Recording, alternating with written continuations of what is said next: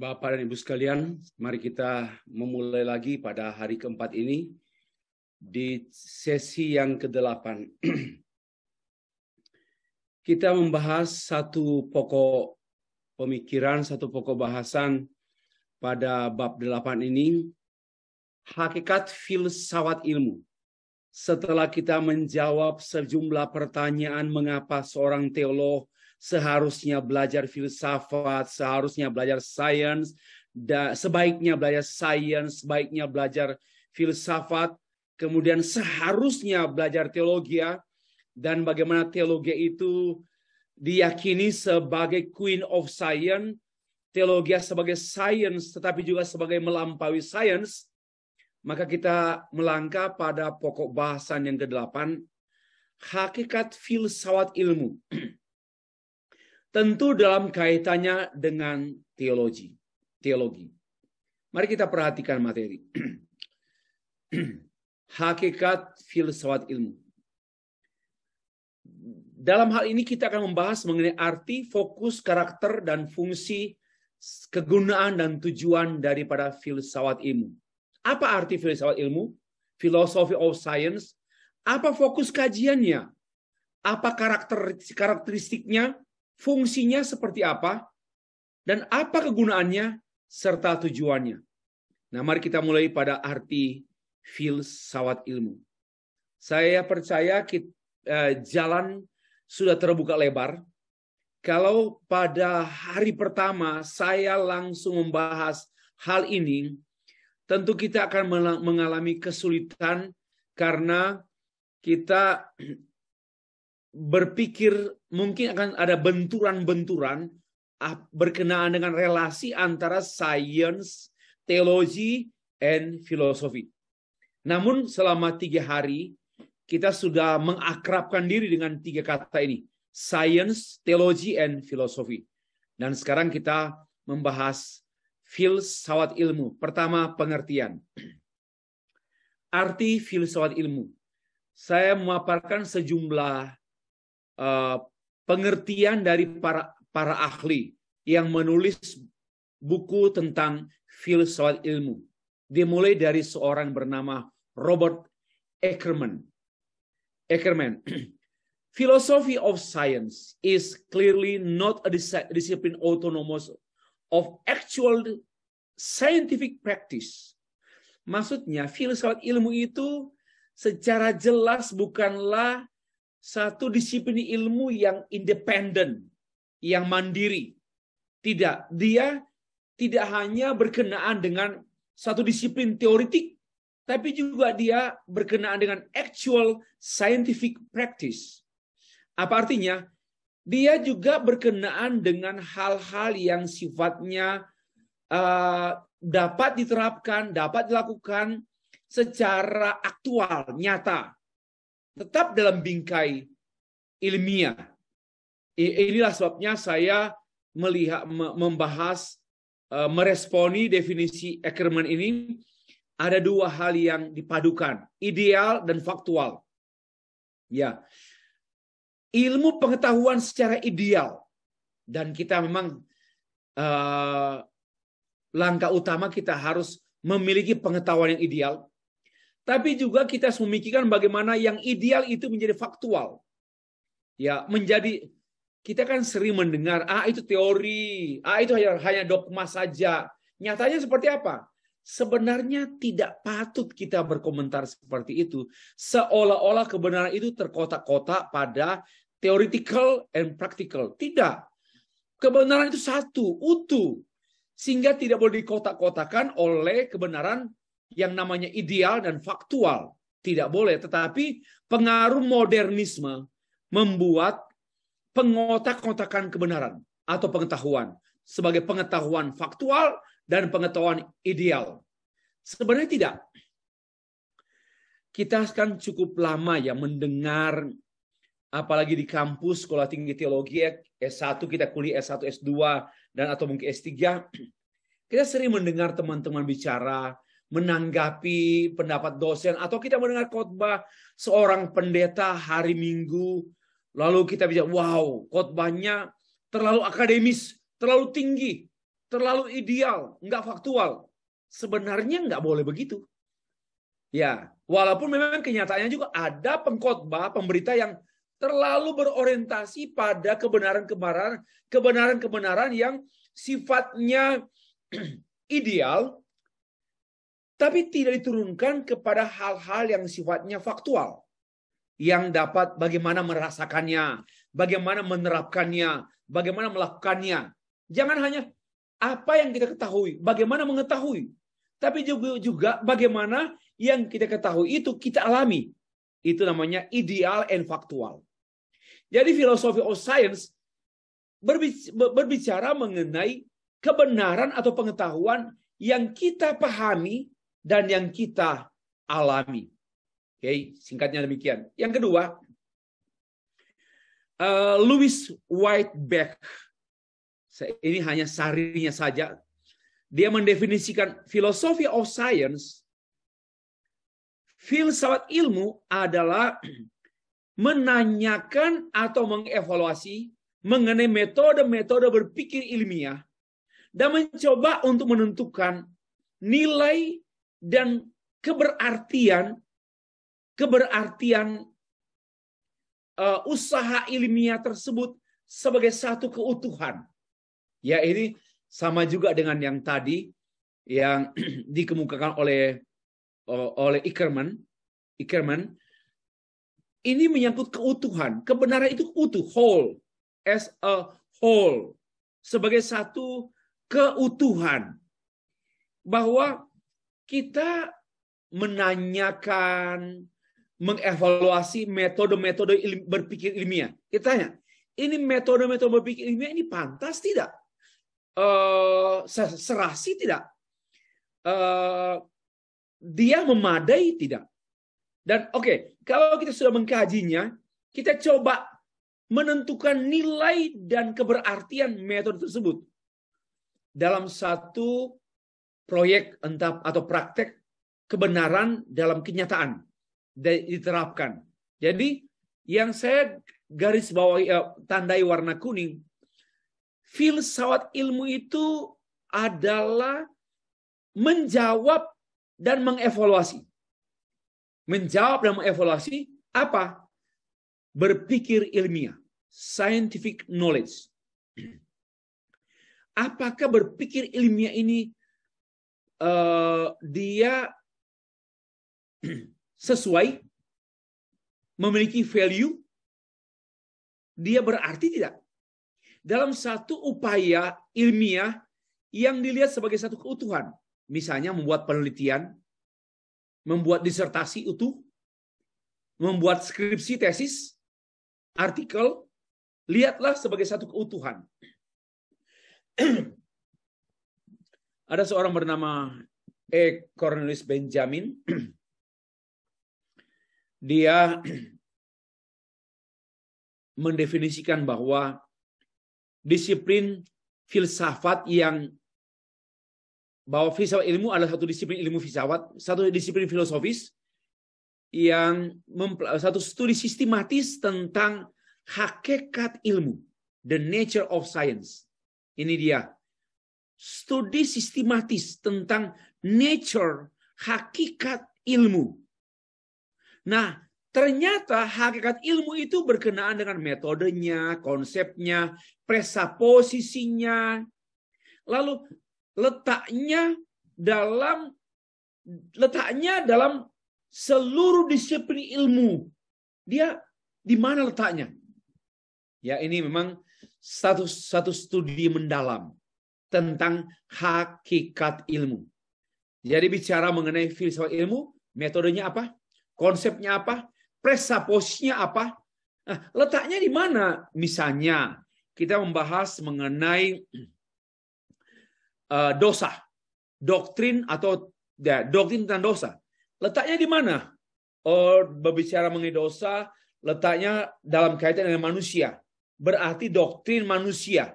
Doktrin manusia itu dijelaskan setelah doktrin Allah. Setelah doktrin manusia, ada pembahasan mengenai doktrin Kristus atau doktrin keselamatan. Nah, itu letaknya. Kalau Bapak Ibu membuat satu kajian mengenai ekologi, ekosistem, ya kita tahu posisi kita di pokok itu di kamar mana. Dalam satu rumah ekologi terdiri dari kamar-kamar, rooms, ya. Lalu kita memperhatikan berbicara mengenai nature science-nya ekologi, dia di mana letaknya dalam skema seluruh disiplin ilmu, ya, scientific disiplin. Inilah arti filsafat ilmu.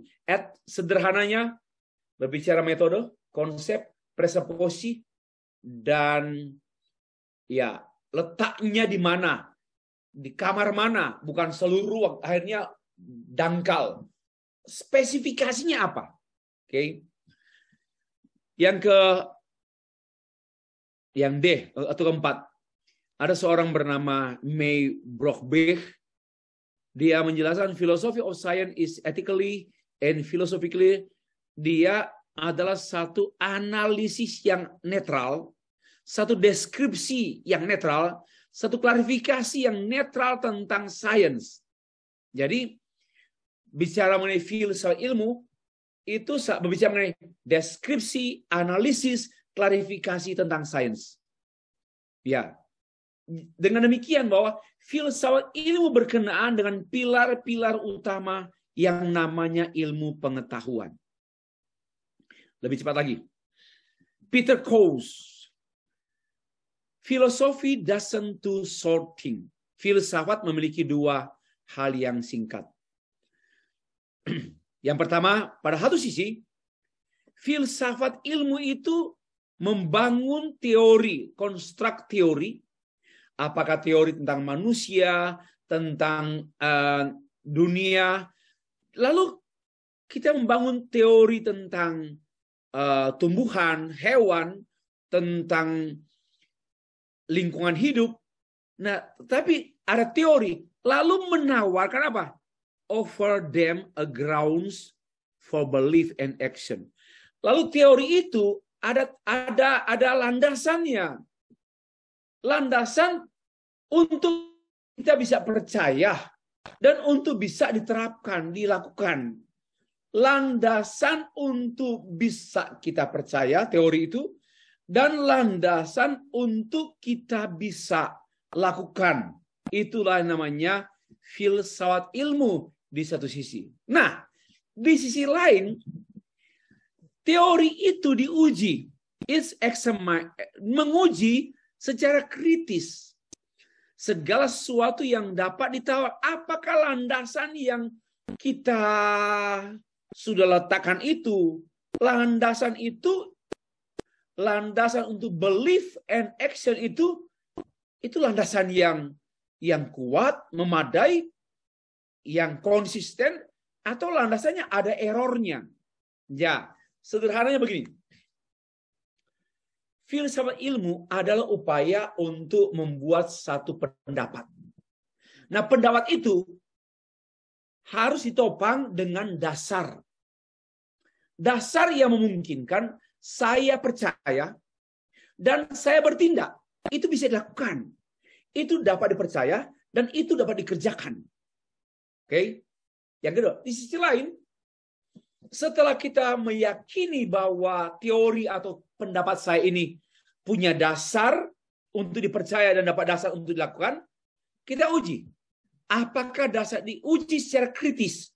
Apakah dasar ini memadai, kuat, konsisten, koherens, atau lemah?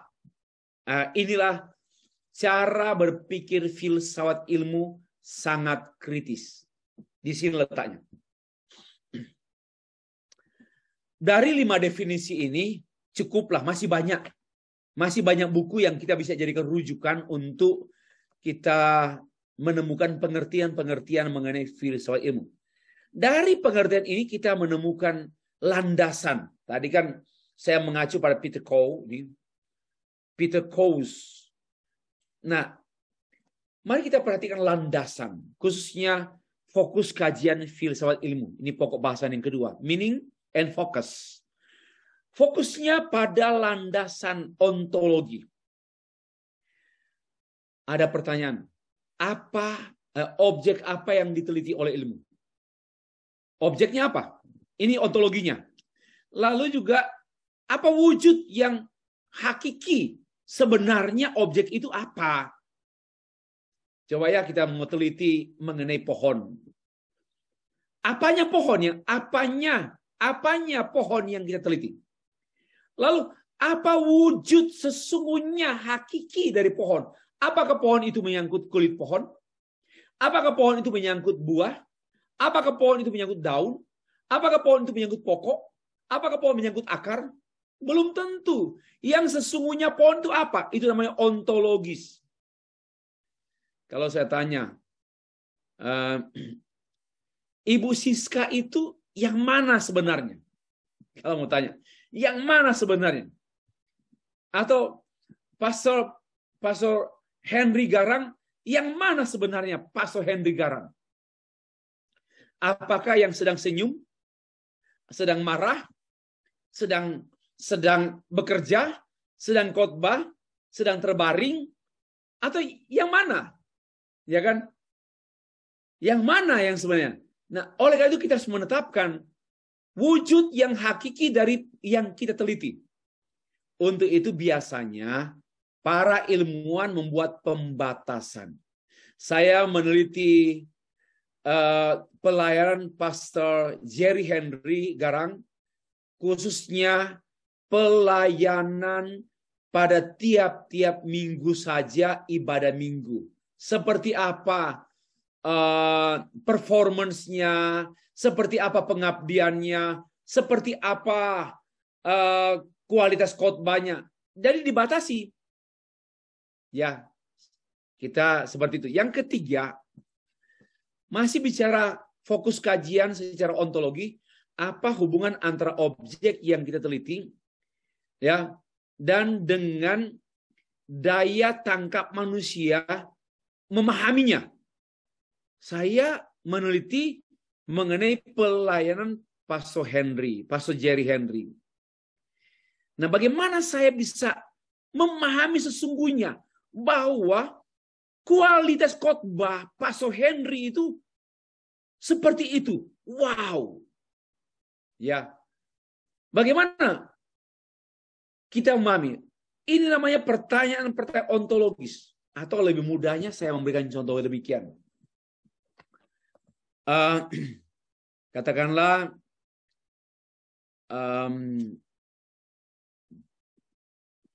Pak Rekson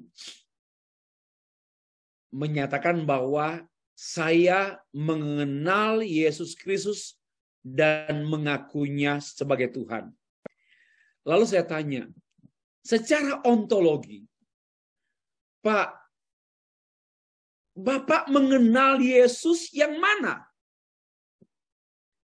Yesus yang diakui oleh orang Kristen, Yesus yang diajarkan oleh pendeta Bapak, Yesus yang Bapak gali sendiri dari Alkitab, Yesus yang kata orang, Yesus yang mana? Nah, ini namanya satu upaya menggali secara ontologis. Ya. Maka itu saya orang yang membiasakan diri belajar filsafat ilmu, kecenderungannya dia sangat kritis secara bertanggung jawab. Bukan kritis yang tidak bertanggung jawab, kritis yang bertanggung jawab dan kritis konstruktif. Dan dia akan menanya. Dan orang seperti ini tidak mudah terbawa arus dan tidak mudah mengatakan amin. Kalau dalam ibadah hari Minggu tidak mudah berkata amin. Amin. Karena belum tentu dia berpikir apakah yang dia sebut ini adalah kesadaran, kesesungguhan, atau hanya apa. Ya, tapi jangan skeptik juga, jangan sampai skeptik. Dan saya membiasakan berpikir ontologi. Ya, contoh saya sejauh mana warga negara Indonesia benar-benar memahami dan menghayati Pancasila secara ontologis.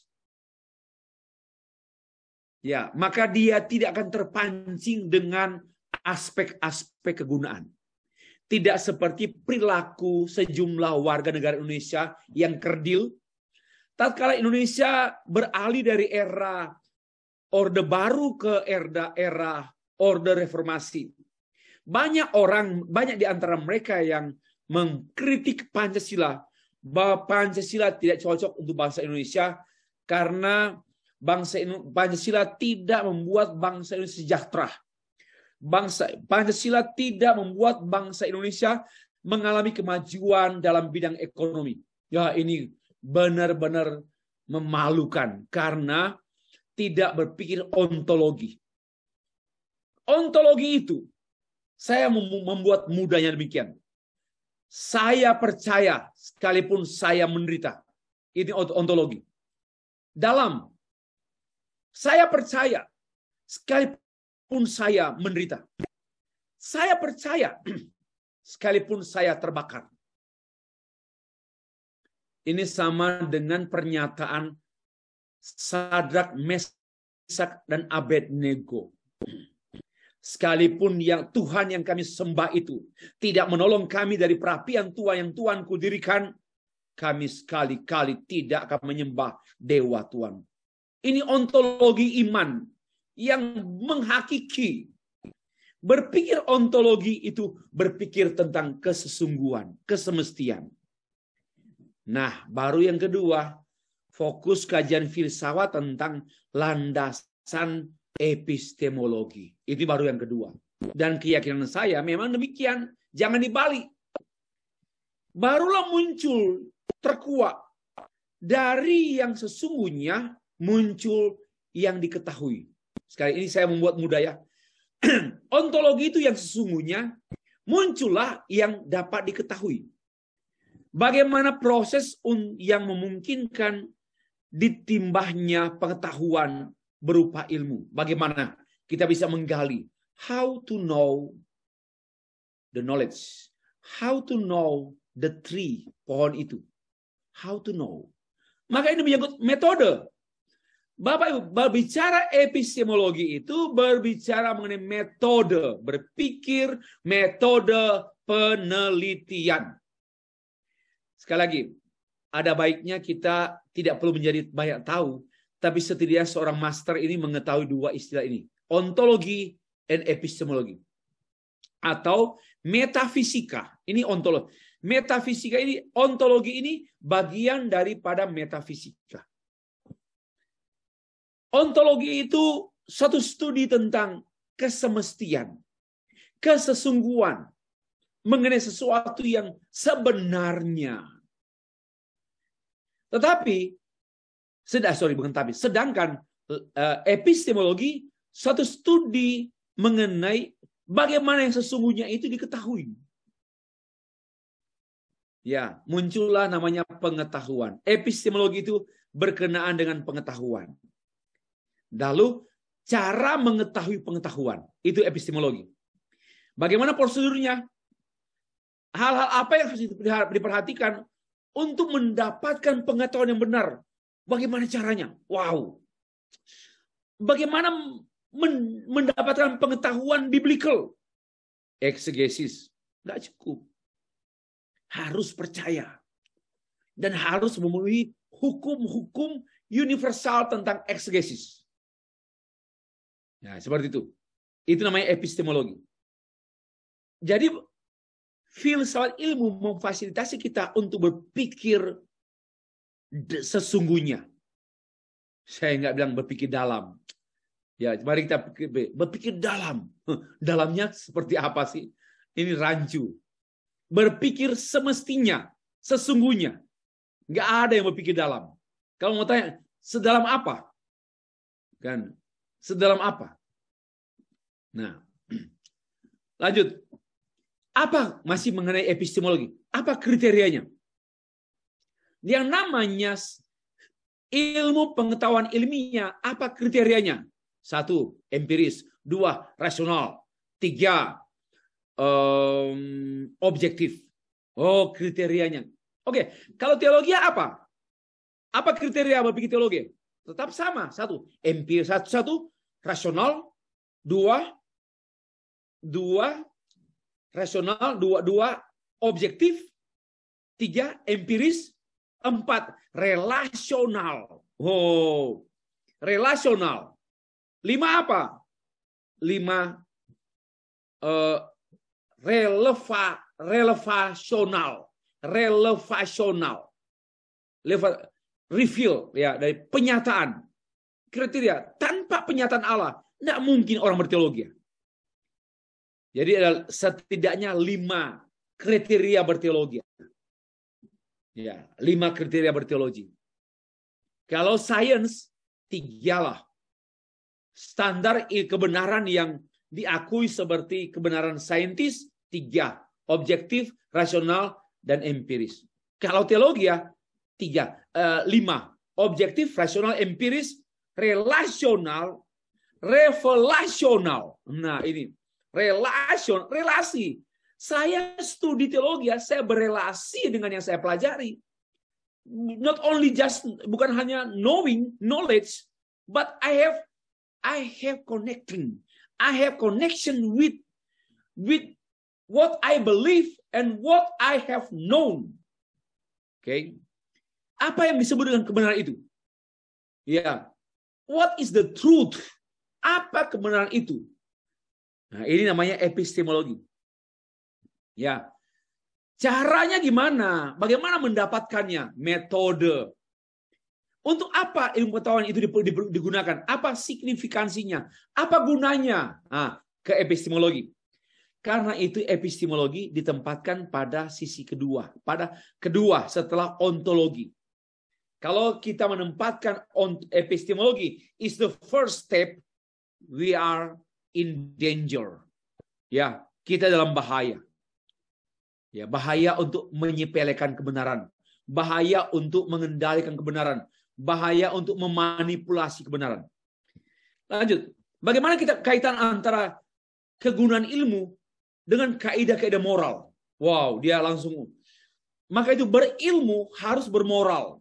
Ya, itu namanya epistemologi. Dan seterusnya, saya pikir bagaimana penentuan objek yang ditelaah berdasarkan pilihan moral. Misalnya saya mau meneliti objek penelitian saya mengenai anak-anak. Hati-hati. Jangan sampai kita meneliti anak-anak lalu memperlakukan anak, merusak mental anak, merendahkan anak, memanipulasi anak. Karena itu perlu ada satu etik riset. Ya, riset etik, etika penelitian. Ya, itu pun namanya epistemologi. Oke. Bagaimana kaitan antara teknik, prosedur, dan operasional metode tersebut, langkah-langkah dan norma-norma. Jangan memanipulasi penelitian. Jangan memanipulasi angka-angka. Itu pun epistemologi. Sangat penting. Oke, itu 2 hal. Sebenarnya bisa ditambah 1 lagi. Yaitu bisa aksiomatik. Aksio. Ya. Nilai-nilai yang terkandung dari kebenaran yang kita pahami dan yang kita jalani. Harus mempertimbangkan nilai. Baik nilai yang sifatnya nilai terutama teologi, nilai spiritual. Jangan hanya nilai ekonomi, nilai praktikal, nilai kegunaan pragmatikal. Bukan. Ada, tapi itu bukan yang utama. Contoh, sukses itu bukan tujuan. Sukses itu bukan sesuatu yang diperjuangkan. Sukses itu adalah ora et labora. Sukses itu berdoa dan bekerja dan berdoa. Sukses itu adalah salah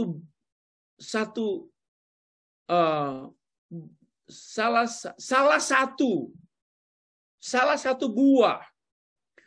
Bukan, ini tadi malam sudah ditolong oleh Pak Titus.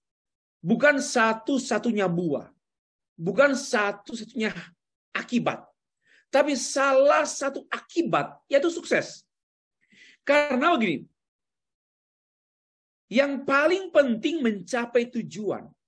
Karena toh juga banyak orang yang sukses tapi tidak mencapai tujuan. Wah, fatal. Hidup yang fatal menjadi sukses tapi tidak mencapai tujuan. Banyak orang yang sukses tetapi belum tentu mereka mencapai tujuan sebagai manusia. Belum tentu. Maka itu perlu ada aksiologi. Oke, fokus pada aksiologi. Yang ketiga, ciri-ciri dan cara kerja filsafat ilmu. Ini ringkas saja. Karena hal ini kita sudah pelajari pada pengertian. Dari pengertian filsafat ilmu, kita bisa menemukan ciri-cirinya. Satu, dia membahas konsep-konsep, asumsi-asumsi, metode-metode. Yang namanya filsafat ilmu menanyakan, what is your concept? What is your assumption? What is your methods? What method you will be used when you study this topic? Jadi itu berkenaan dengan konsep, assumption, metode, atau juga tambah presupposition.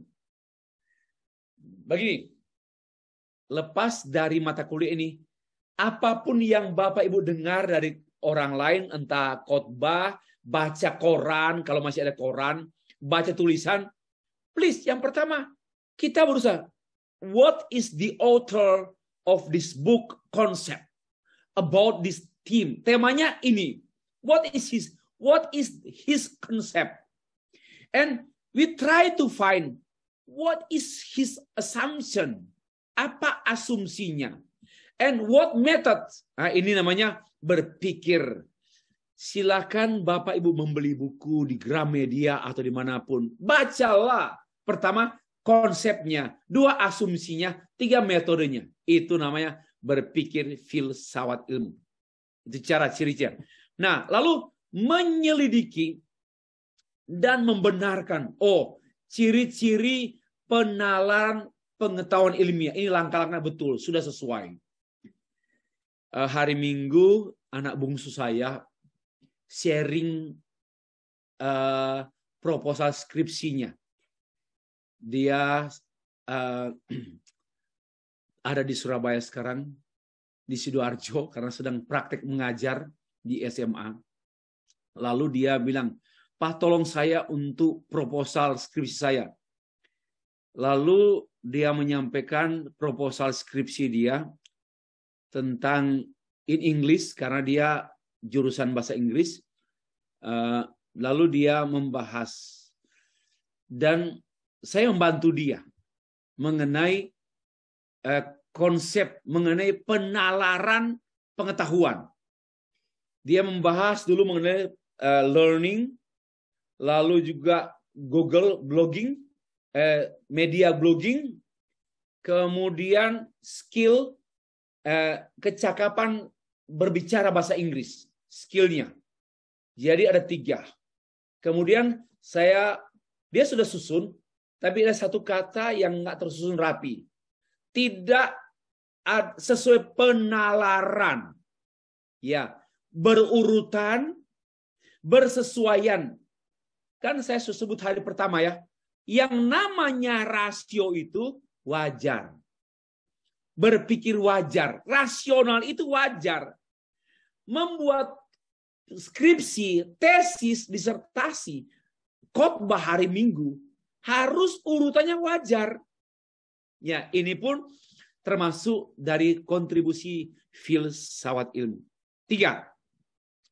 Mengkaji mengenai cara berbagai ilmu-ilmu yang berbeda satu dengan yang lain. Namun walaupun berbeda, saling berkaitan satu dengan yang lain. Itu yang saya tulis di artikel saya yang kita baca tadi awal kuliah hari keempat ini mengenai bioteologi, teologi dan biologi, ekoteologi, teologi dan ekologi. Bagaimana walaupun berbeda tapi bisa bukan hanya bersentuhan, bisa berintegrasi. Membahas biologi, teologi, bioteologi. Membahas mengenai filsafat dan teologi. Saya sudah tulis. Saya sudah tulis sejak sudah lama.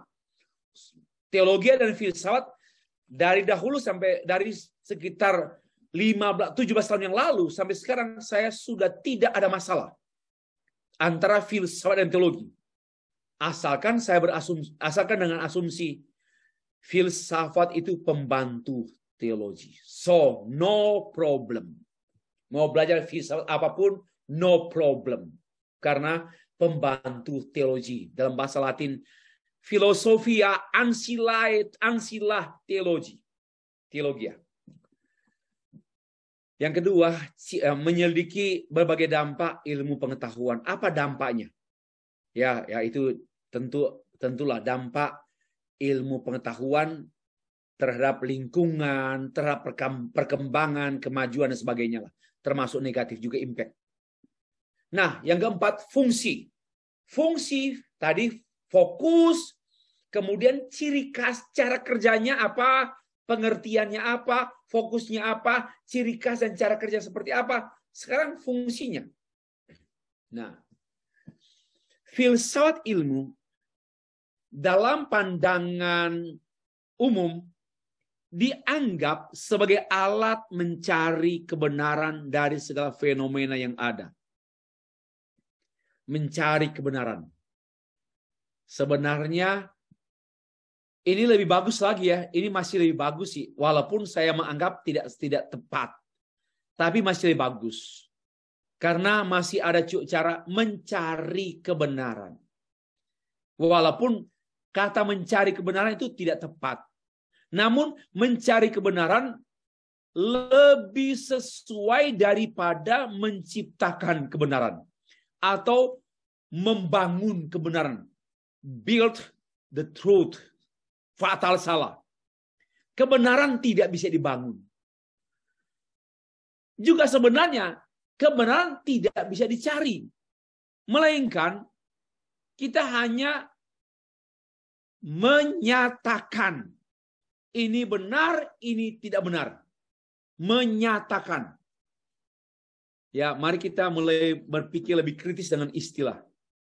We just declare this is the truth. Ini kebenaran, and that's false. Itu kepalsuan. Jadi kita hanya menyatakan. Karena kebenaran itu sudah ada. Tidak perlu dicari. Dalam konteks teologi, sebenarnya, dalam perspektif teologis, kebenaran itu yang memperlihatkan dirinya. Nah, ini istilah saya. Kebenaran itu memperlihatkan dirinya kepada kita. Kenapa? Dalam perspektif teologi, kebenaran itu subjek, bukan objek. So, kalau kita mencari kebenaran, seolah-olah kebenaran itu objek. Ya, saya berusaha untuk konsisten. Kebenaran is subject. Karena itu dia mendatangi saya, dan dia menemukan saya. So, I realize that's the truth. Dan itulah kebenaran. Bapak Ibu mungkin ini berbeda banget lah. Pasti kalimat-kalimat saya ini berbeda dengan cara pikir para ilmuwan umumnya. Karena ilmuwan akan mencari kebenaran dan menemukan. Maka muncullah discovery. Ya, discovery. Tetapi dalam konteks Kristen bukan discovery. Melainkan relevatory. Ya, ada penyingkapan. Penyingkapan. Tetapi karena kebenaran itu yang menyingkapkan dirinya sendiri. Sebenarnya juga ya Albert Einstein dan John Kepler dan beberapa ilmuwan terkemuka dunia, mereka tidak menemukan. Ya, mereka tidak menemukan. Melainkan kebenaran itu mewujudkan kebenaran tersebut kepada para ilmuwan. Sudah ada sumbernya Allah. Entah kebenaran-kebenaran eksata, ilmu pengetahuan alam, ilmu pengetahuan sosial. Sudah ada. Ya, sebenarnya bukan ditemukan, tetapi kebenaran itu mendatangi orang yang belajar, mendatangi orang yang meneliti. Apalagi teologi. Bukan saya yang mendatangi kebenaran, tapi kebenaran itulah yang mendatangi saya. Bukan saya yang menyingkapkan kebenaran, tapi kebenaran itulah yang menyingkapkan dirinya kepada saya. Sampai oh, puji Tuhan. I have already understood. Nah, ini memang mohon maaf, cara pikir berbeda dengan orang pada umumnya. Maksudnya dengan para ilmuwan. Ini cara pikir teologi. Kenapa? Karena kebenaran itu disingkapkan oleh Roh Kudus. Dan kebenaran itu adalah pribadi yang kudus, yang aktif, yang hidup, yang menghidupkan kita. Maka itu saya kurang setuju sebenarnya dengan istilah menghidupi kebenaran. Saya pahamlah. Sebenarnya istilah menghidupi kebenaran itu mungkin dipahami begini. Saya mau menaati kebenaran. Tapi itu istilah psikologis, Bapak Ibu. Itu istilah psikologis, bukan istilah teologi. Menghidupi artinya mentaati, menjalani, mengaminkan, mungkin begitu. Tetapi di sisi lain saya mencermati, seolah-olah kita subjek kebenaran. Saya ingin menghidupi kebenaran. Jadi saya tidak kritik, boleh saja, hanya saya merenungkan. Seolah-olah saya ini subjek kebenaran. Saya ingin menghidupi kebenaran. Dan kebenaran itu seperti objek yang harus dihidupi oleh Stefri. Sorry. Kebenaran itulah yang menghidupi saya. Ya, kebenaran itulah yang menghidupkan saya. Kebenaran itu yang membuat saya rindu padanya. Kenapa? Karena kebenaran itu bukan kebenaran impersonal. Kebenaran itu kebenaran personal. Yaitu kebenaran Allah. Allah adalah kebenaran. Wah, inilah yang berbeda sekali, Bapak-Ibu. Kalau mungkin psikologi, sosiologi, bolehlah orang boleh berkata begini, saya menghidupi profesi saya. Saya menghidupi profesi saya. Saya ini guru kimia, saya ini guru fisika, saya ini guru matematika. Saya menghidupi matematika, wajarlah. Tetapi kalau kebenaran Alkitab, firman Allah, kita berkata, saya menghidupi kebenaran Alkitab, saya nampaknya sulit untuk mengaminkannya. Oke. 2. Filsafat ilmu menolong kita untuk mempertahankan, menunjang, atau melawan, atau berdiri netral terhadap pandangan filsafat yang lain. Ini fungsi apologetikanya. Di sini, filsafat ilmu tidak mudah terbawa arus. Ini saya simpulkan. Tidak mudah terbawa arus dan tidak mudah. Amin. Amin. Astaga. Enggak. Dia pada waktu dia diserang, dia defense. Pada waktu dia menyampaikan satu kebenaran, dia tunjang dengan argumentasi. Ya, bahkan dia, ini yang saya mengatakan ya, Bapak Ibu, saya bulan lalu, atau 2 bulan lalu mungkin, bulan September, saya diminta menyampaikan orasi ilmiah wisuda S1, S2 di salah satu wilayah di Jakarta. Temanya gereja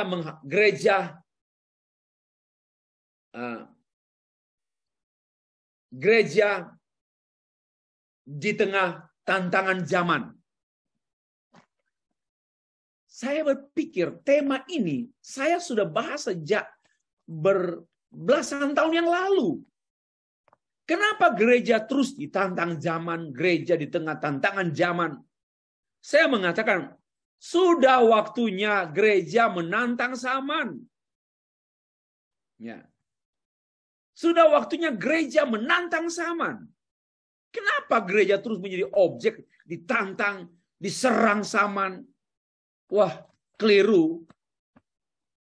Tidak sesuai dengan mandat amanat Alkitab. Dalam Alkitab maksud saya, gereja menjadi garam dan terang. Tidak mungkin gelap menantang terang. Justru terang menelanjangi kegelapan.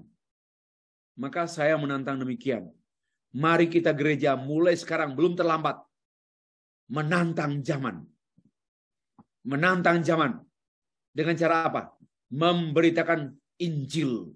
Memberitakan firman Allah, kebenaran secara ontologis kepada zaman di mana kita hidup. Sudah waktunya. Jangan kita terus diserang, ditantang zaman. Bagaimana menghadapi tantangan zaman? Bagaimana menghadapi tantangan zaman? Khotbah kampungan. Sudah waktunya. Mari kita menantang zaman.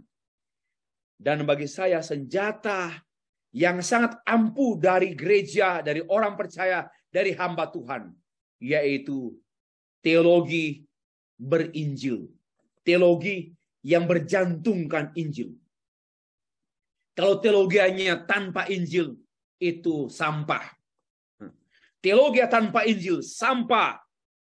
Tapi teologi dengan jantung Injil, Yesus Kristus, setan gentar. Dan dunia dapat ditransformasi. Itu namanya garam dan terang dunia. Kalau mau tanya, apa itu garam dan terang dunia? Mohon maaf. Bukan kelakuan baik orang Kristen. Ya, sebagian. Tapi garam dan terang dunia gereja, orang percaya, yaitu Injil Yesus Kristus yang diaminkan, dialami, dipercaya oleh orang percaya. Itulah. Next. Memberikan fungsi visual ilmu. Memberikan yang namanya worldview. Wah, worldview. Saya sendiri menerjemahkan warna kuning ini cara pandang.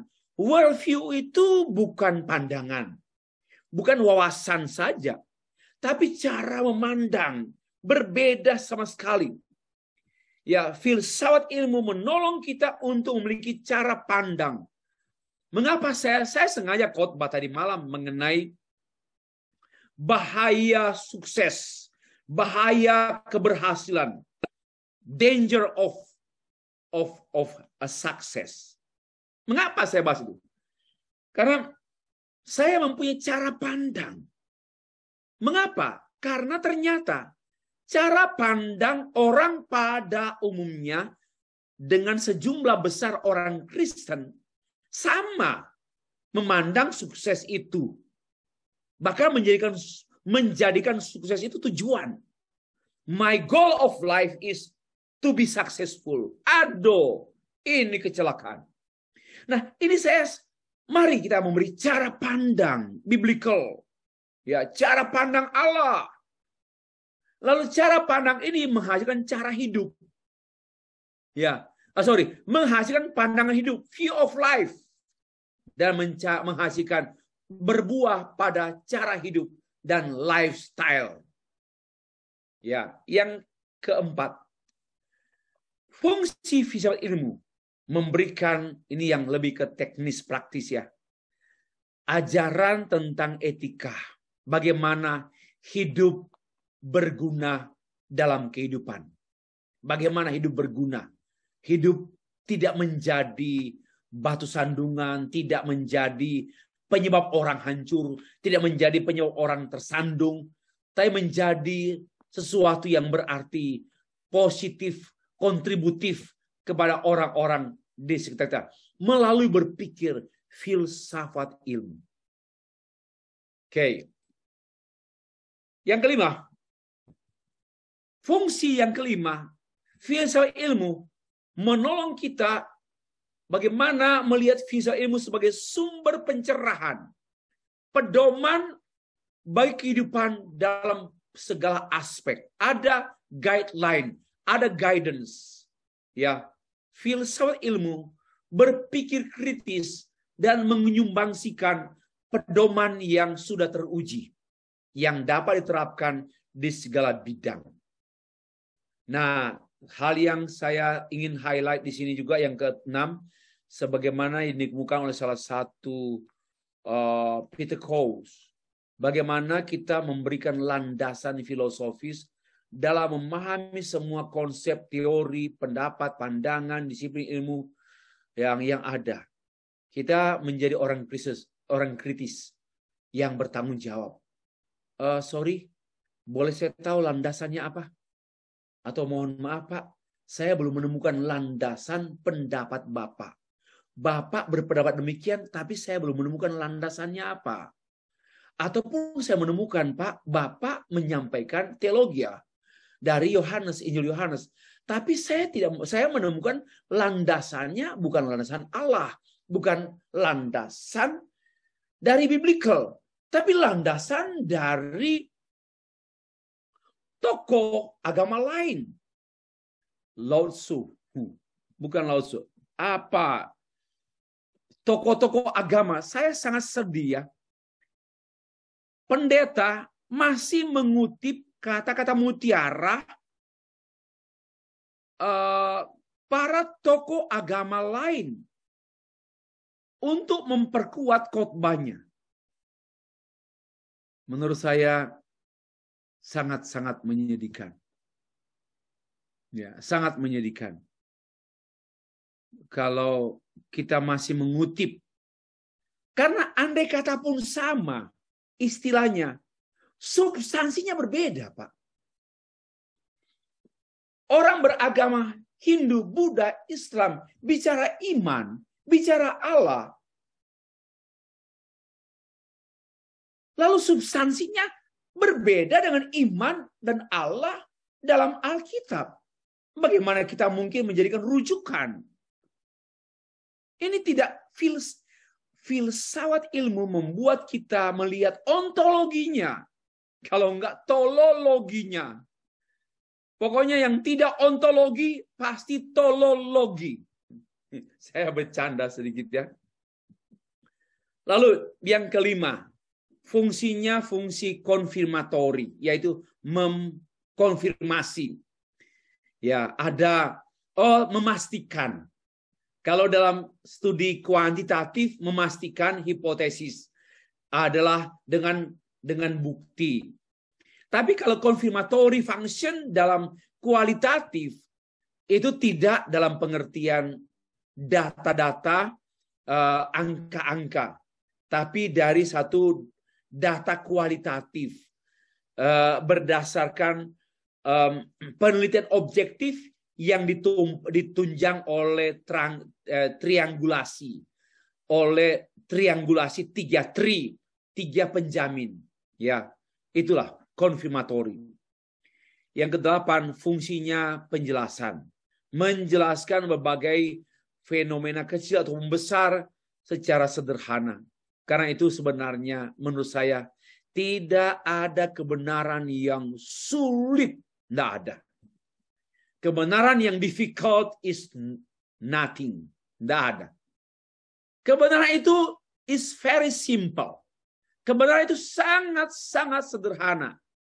Hanya orang menjelaskan kebenaran itu dengan sulit. Maka kebenaran menjadi sulit. Kebenaran itu sederhana. Kalau kebenaran itu sulit, maka dia bukan kebenaran. Ya, melainkan pengetahuan. Kebenaran yang dianggap sulit namanya pengetahuan. Dan tidak semua pengetahuan adalah kebenaran. Tidak semua pengetahuan adalah kebenaran. Ya, perhatikan ini.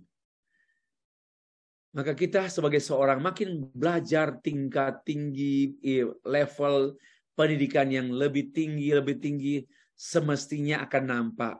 Cara bicaranya, cara khotbahnya, cara dia menjelaskan semakin sederhana. Bahasa-bahasa yang dia gunakan, kata-kata yang dia gunakan mudah dipahami. Oke, penjelasan yang dia kemukakan bukan mudah dipahami.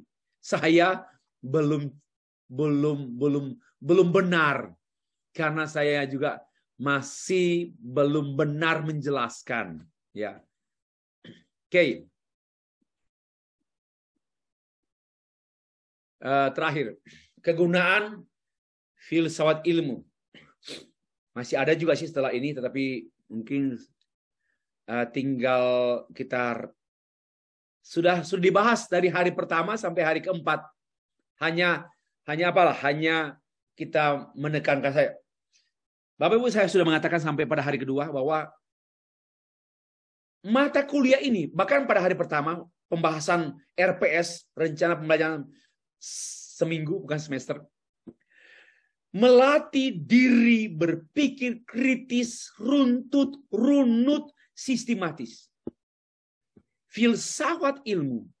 Nah, karena itu, orang yang belajar filsafat ilmu, dia khotbah, dia mengajar, mudah dipahami. Kenapa? Karena kritis, runut, sistematis, dan konsisten. Oke. Yang kedua, menambah pandangan dan wawasan. Oke. Sehingga kita tidak memiliki wawasan yang sempit atau kedaerahan. Ya. Lebih ke wilayah, berpikir regional. Ya, harus berpikir universal. Karena kebenaran itu universal, maka tidak dapat menawan diri pada berpikir regional.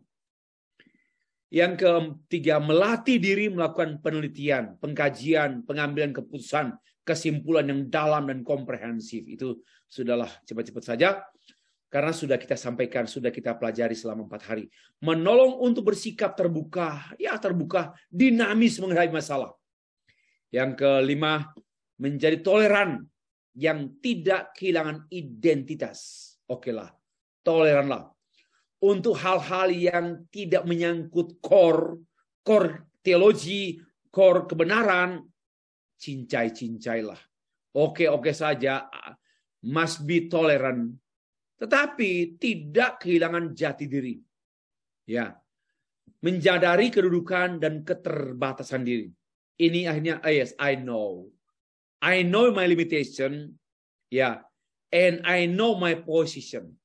Kita sadar. Jadi mata kuliah ini menolong kita, mengingatkan kita untuk aware, untuk sadar who we are dan apa posisi saya, apa keterbatasan saya. Ya, disingkapkanlah. Dan berikut mengungkapkan iman kepada sumber ilmu. Ya, dari iman kepada sumber ilmu. Ya, yaitu firman. Iman, ilmu, firman. Kalau kita mau mengintegrasikan mata kuliah ini diintegrasikan dengan istilah iman, ilmu, firman. Firman, iman, ilmu.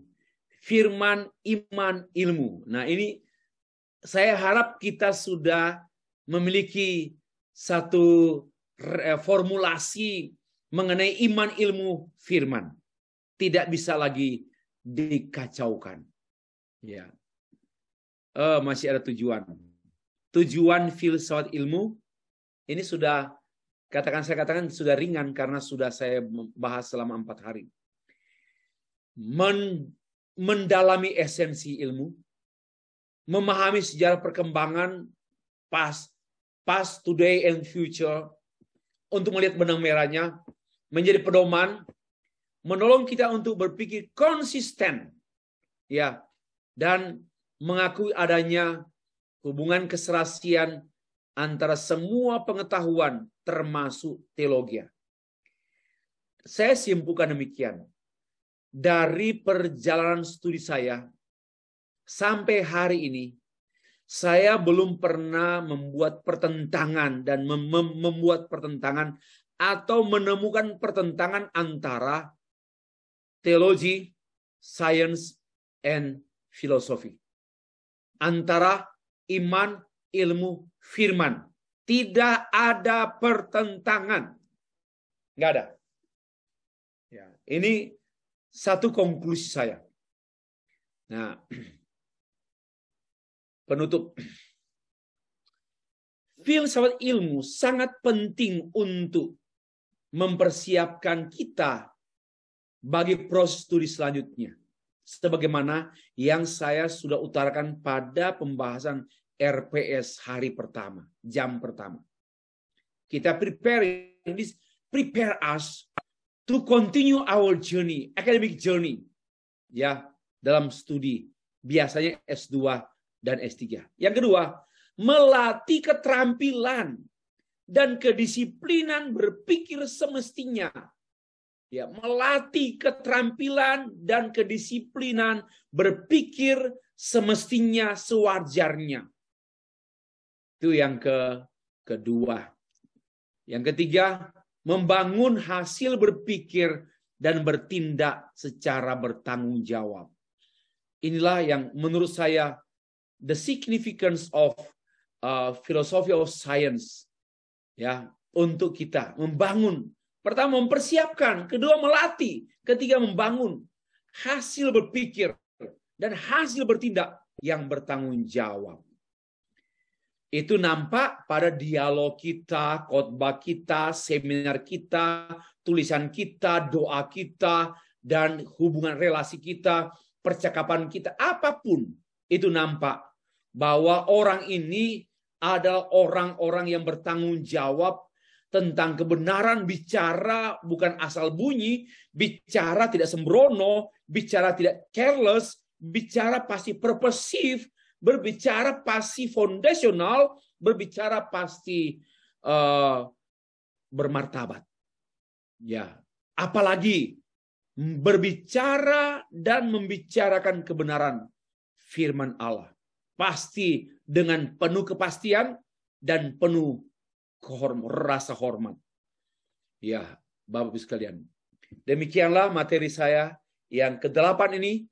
Tuhan memberkati kita sekalian. Terpujilah Tuhan.